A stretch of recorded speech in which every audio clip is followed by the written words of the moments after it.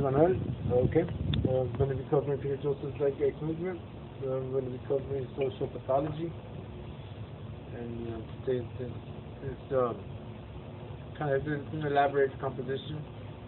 So today since this is not for the average person, it's page 46. Social pathology, defining public health. Overview. What is the true measure of success for a society? What is it that makes us happy, healthy, stable, and in balance with the world around us? It is not our success, really our ability to understand and adapt to the realities of our world for the best outcome possible for any given circumstance. What if we were to find that the very nature of our social system was actually reducing our quality of life in the long term? As we argued in this essay, modern social structures, values, and practices have deviated away from or are largely ignorant of what true societal health means. What our social institutions today give priority to or discount by design, coupled with the goals and motivations associated with personal success, which are all too often clearly decoupled from the true life support and advancement needs, is a subject given little thought consideration in the world today. In fact, most prosperity and integrity measures for the human condition are now haphazardly equated to mere economic baselines such as GDP, PPI, or employment figures. That these measures tell us virtually nothing about true human well-being and prosperity. The term public health is a medical classification essentially defined as the approach of medicine that is concerned with the health of a community as a whole. While ordinarily used in the relationship to transmittable disease and broad social conditions, the context here will extend into all aspects of our lives, including not only physiological health but mental health as well. If the value of a social system is measured by the health of a citizenry over time, assessing and comparing conditions and consequences through simple trend analysis and factor accounting should give insight into what can be changed or improved on the social level.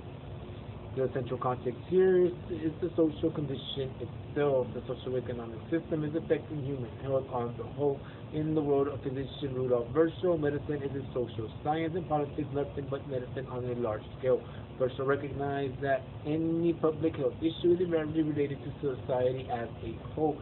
Its structure, characteristics, and value reinforcements have a profound influence on the health and behavior of a society, and arguments regarding the merit of new social ideas inevitably come down to a rational assessment of quality through comparison.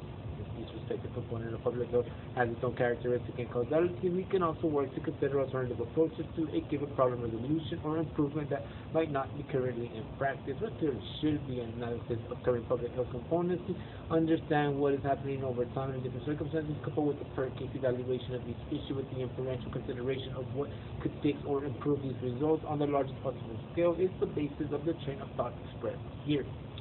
It is a conviction of the zeitgeist movement that the existing social model is a cause of social pathology with the perpetuation of imbalance that is unnecessarily generating both physiological and psychological disorders across the population, not to mention systematically limiting human potential and problem resolution in many ways. Of course, this context does naturally extend into environmental health, meaning the state of the planet, and such ecological problems, pressure alleviation, always have an effect on our public health in the long term.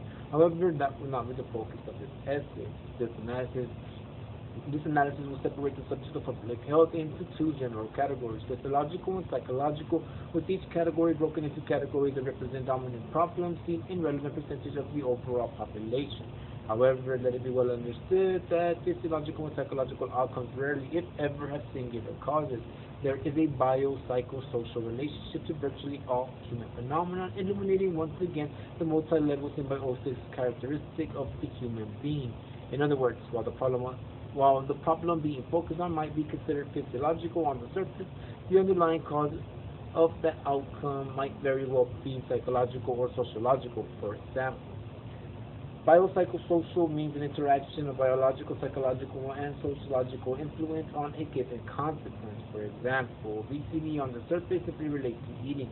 If a person eats too much, they gain weight. However, there is a large degree of evidence now, as we will present later in this essay, that shows how a person's psychology can be affected to create the comfort of consuming due to external factors such as deprived emotional history or poor bodily adaptation, where bad habits are formed and expected. These latter notions, which influence one's psychology, are the result of the sociological condition. In other words, the environment creates the behavior. There was a study done back in the 90s called the Murray study, and basically it found a powerful connection between unemployment and crime. To say it's 99.9 out of the time, say it's that people develop mental disorders, it basically comes down to purchasing power. So the debate basically came down to employment, and well, to say it's the trends that basically condition the people into functionality or to say or functionality adaptation within the environment. They will pretty much set the train of thinking to pretty much to say to reinforce. I'm in a blackout, so fucking I don't have insurance, so it's pretty much prone to the magnetic field. Again, the Peter Joseph Zeitgeist Movement. Sorry, I'll cover more of that later on more technical specifics coming directly from the book. But it's right here. It's the defined version. I'd buy it.